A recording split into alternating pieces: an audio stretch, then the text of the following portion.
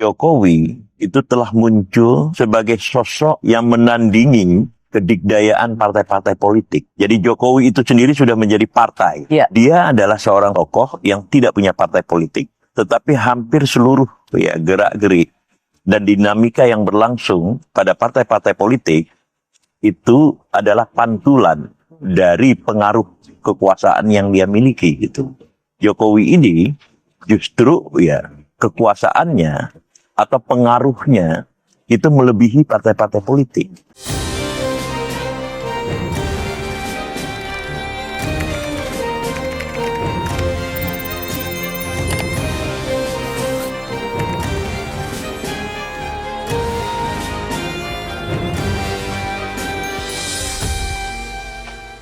Hai semuanya, selamat datang di Sinergi Update. Gimana kabar kalian guys?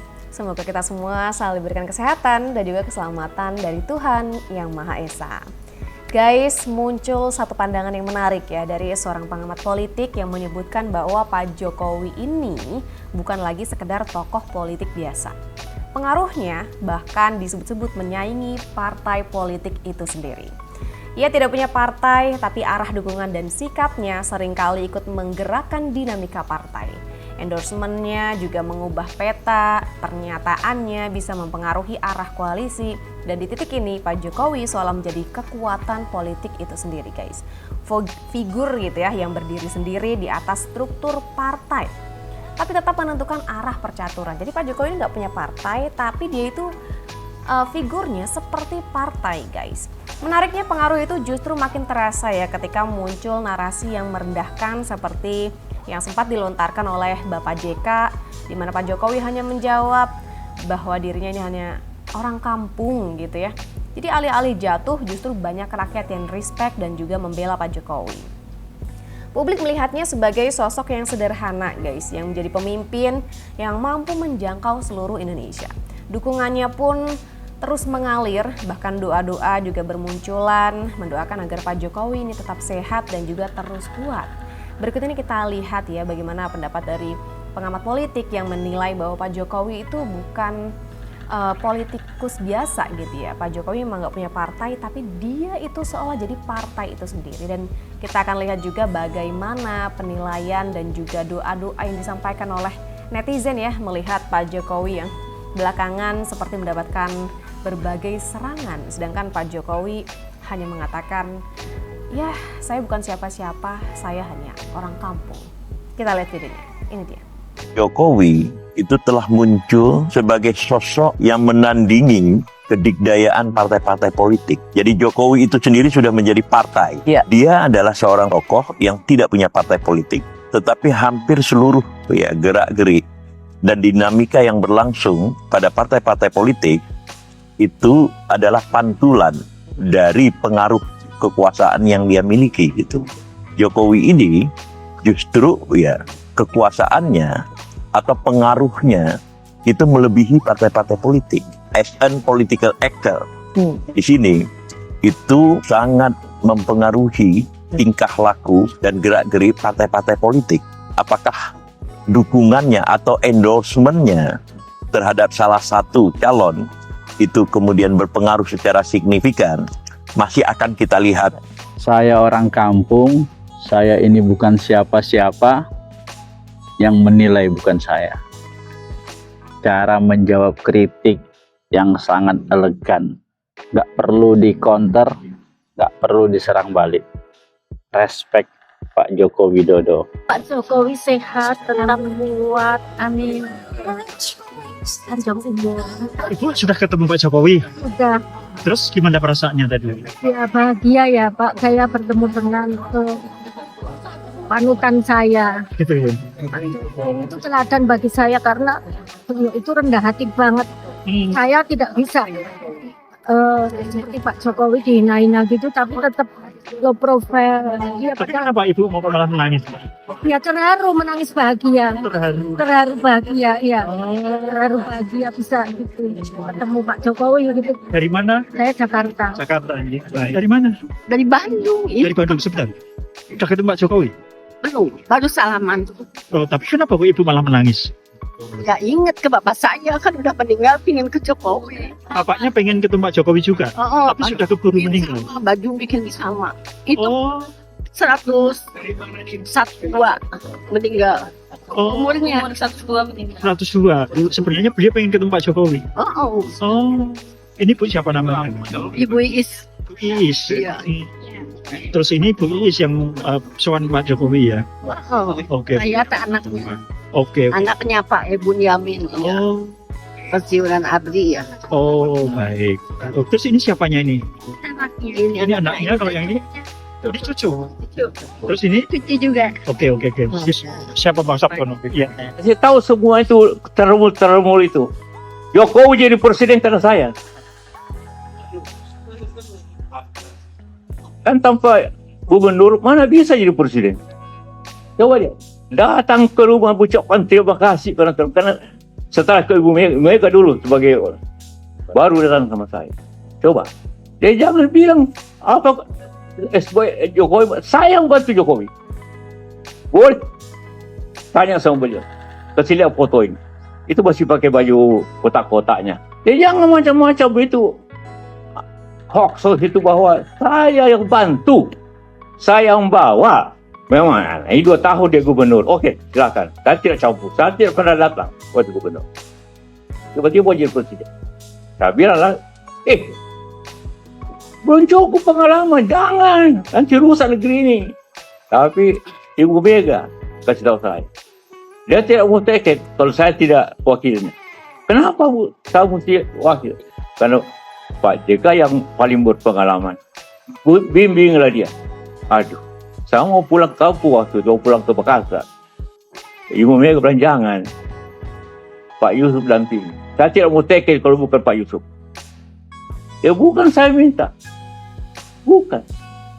Ibu Mega yang minta sama saya agar dampingi karena beliau tidak ada pengalaman.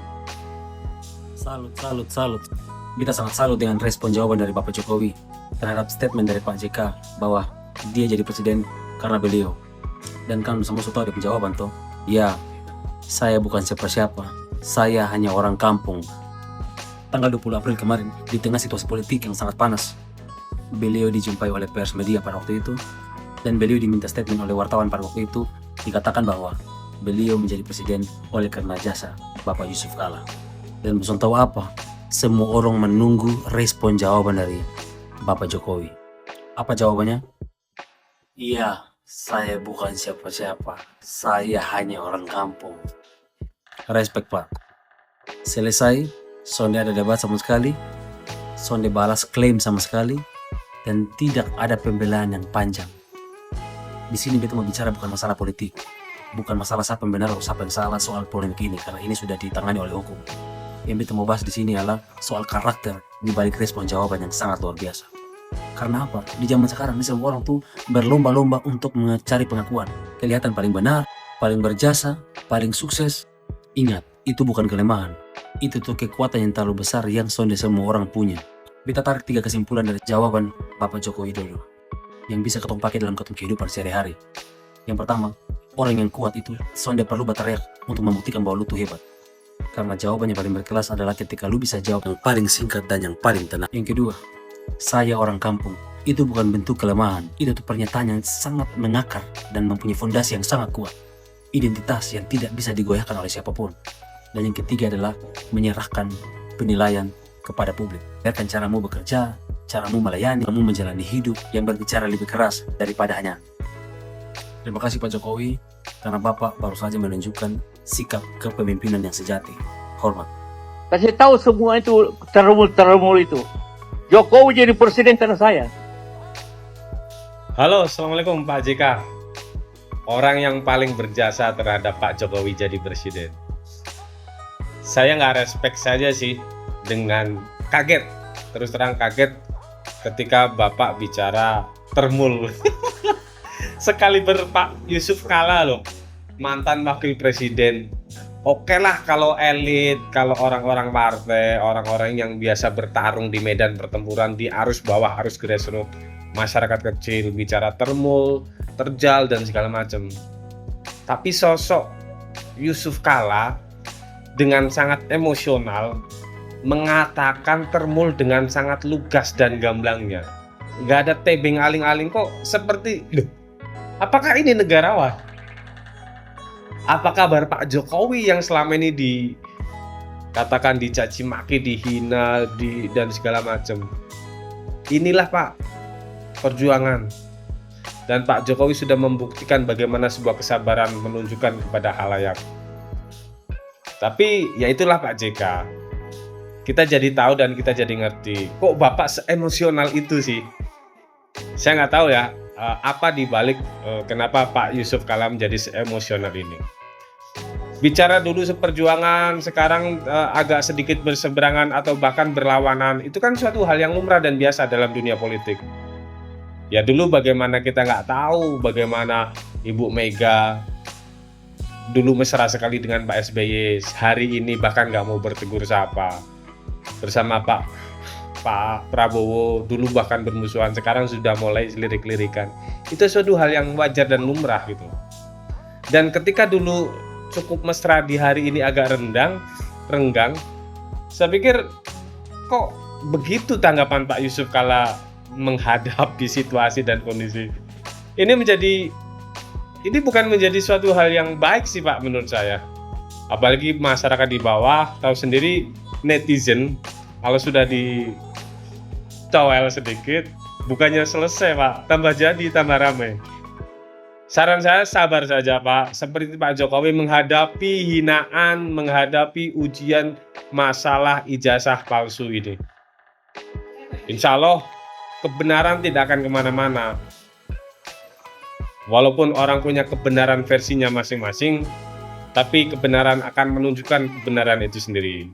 Dan kami yakin Pak Jokowi dengan ijazahnya, begini loh, kalau tidak menambah polemik, kenapa Pak Yusuf Kalla tidak meyakinkan juga kepada masyarakat?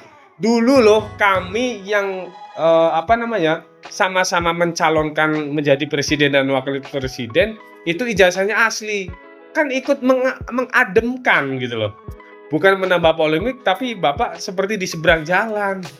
Itu masalahnya. Coba kalau Bapak menyampaikan hal yang bisa menjadi ketenangan kepada masyarakat.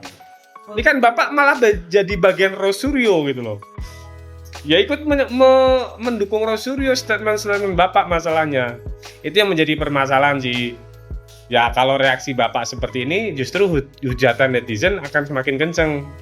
Ingat Pak, mungkin Pak Jokowi dulu didukung oleh Bapak. Mungkin kalau nggak ada Bapak dan Ibu Mega, Pak Jokowi nggak jadi. Tapi kalau Pak JK dan Bu Mega nggak melihat sosok Jokowi juga, siapa yang mau dicalonkan? Karena calon yang sangat signifikan waktu itu adalah Pak Jokowi. Buktinya Pak Prabowo kalah 2 kali di tangan Pak Jokowi. Dan di hari ini Pak Prabowo menang ada karena faktor Pak Jokowi. Jadi orang jangan lupa itu. Walaupun Anda merasa berjasa, tapi ingat, jasa tidak harus diumbar-umbar. Mungkin itu aja. Pesan saya satu Pak, Pak Jokowi tidak kemana-mana, tapi pendukung Pak Jokowi ada di mana-mana. Soal beberapa isu terkait belakangan. Gimana Pak JK? Respon dari Mas Wapres? Slow but slow ya kan? JK itu idola Mas Wapres.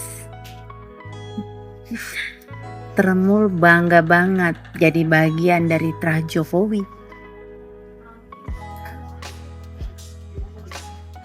Dan kita merasa Pak Jokowi menang ya karena Termul. Dulu ada Pak JK pasangannya juga, kita nggak kenal Pak JK, Mas Wapres. Kita taunya Pak Jokowi kok. Tapi kita whatever lah, siapapun wakilnya, yang penting presidennya Pak Jokowi. Gitu dulu.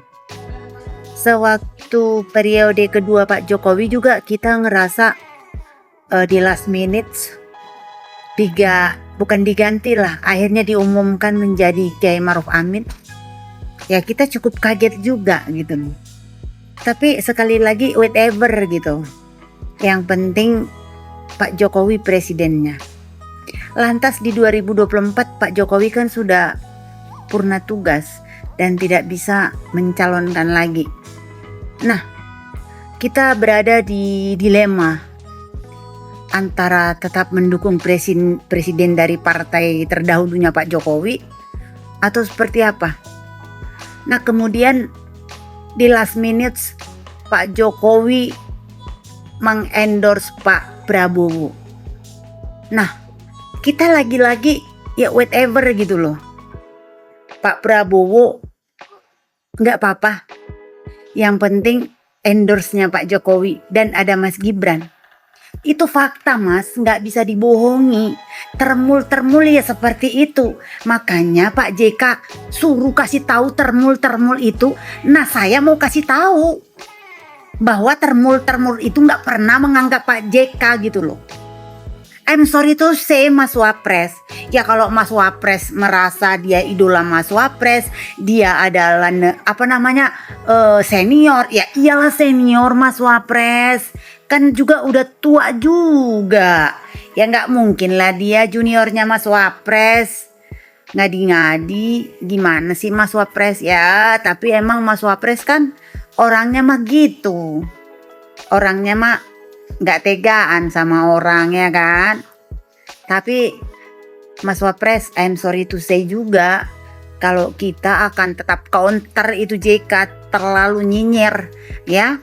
I'm sorry to say Mas Wapres ya, tapi tetap semangat Mas Wapres menjadi RI 1 2029. Oke? Bye. Jokowi ini orang yang bengis. Dia membuat orang baik menjadi tidak baik. Dia membuat orang yang biasa Kurnia, tukang gibah, tukang fitnah. Saking bencinya sama Pak Jokowi. Hei Kurnia, kalau memang Pak Jokowi itu bengis, sudah dari dulu Kurnia rumahnya Pak Jokowi itu hancur dengan tanah, rata dengan tanah, karena sudah dihancurkan massa, seperti rumahnya Sarwangi, seperti rumahnya Eko Patrio dan Uya-Kuya. Kalau Pak Jokowi bengis, mulutnya Pak Jokowi sudah keluar-keluar kemana-mana menyerang kalian, mengklarifikasi. Bahkan kalau Pak Jokowi bengis, bisa loh Pak Jokowi menculik kalian semua. Sudah hilang namamu seperti Pak Harto dulu. Bisa loh. Orang kalau baik, ya sampai kapanpun baik. Nggak bisa orang baik menjadi nggak baik, itu berarti karakter. Jangan kau salahkan Pak Jokowi, orang baik menjadi tidak baik. Ya salahnya sendiri kalian. Ya, membenci, menghasut, menghujat. Kalian yang tidak baik. Sudah mencemarkan nama baiknya Pak Jokowi. Tapi kalian mengelak. Bengisnya Pak Jokowi di mana? Sampai hari ini Pak Jokowi diam. Ya. Pak Yusuf Kalla ngomong seperti itu pun Pak Jokowi masih menghormati Pak Yusuf Kalla. Kalau Pak Jokowi bengis, pastilah Pak Jokowi akan koar-koar kayak Pak Yusuf Kalla seperti itu. Tidak hanya itu. Jika Pak Jokowi bengis, kalian semua gerombolan RRT dan kamu juga Kurnia hilang seperti zamannya Pak Harto. Bengisnya di mana? Yang ini loh, tukang fitnah, tukang gibah. Bisa-bisanya kalian itu ngomong bisa merubah orang baik menjadi tidak baik. Ya kalian sendiri yang tidak baik. Dan terbukti kan, terbukti bahwasanya buku yang kalian terbitkan, buku yang kalian buat dengan dalih penelitian haram. Haram. Dan buku itu menjadi polemik sekarang. Masihkah kau buta? Hah? Matamu nggak melihat mana yang benar, mana yang enggak?